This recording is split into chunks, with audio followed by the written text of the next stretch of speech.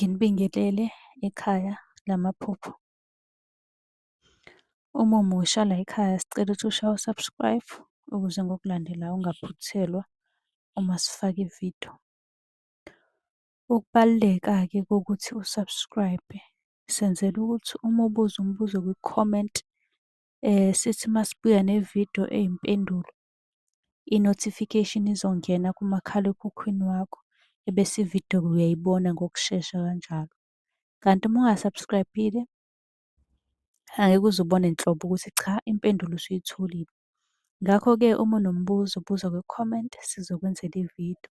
Uyakwazi futhi ukusi-inbox-a lapha ku-TikTok usi-follow-we, inbox ucele inombolo ka-WhatsApp ozobuza njalo kuyona ekuseni uma-ke kukhona isibonakaliso obenaso.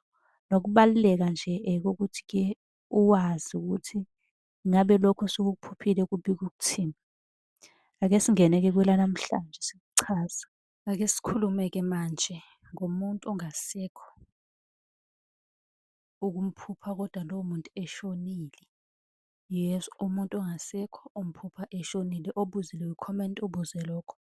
Bengicela ukuthi-ke sigxile kukhona, wena nje unga-subscribe-a usilandele yonke indawo.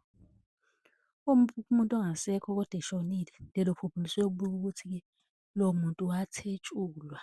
Bekuyima ngaleso sikhathi ekuthola ukuphumula okungenzeka ukuthi khona abebeganga ngaye kodwa yena kungenzeka wathetshulwa. Bekuyima ekuthola ukuphumula njengoba usumphupha eshonile ekubeni vele lowo muntu kade washona.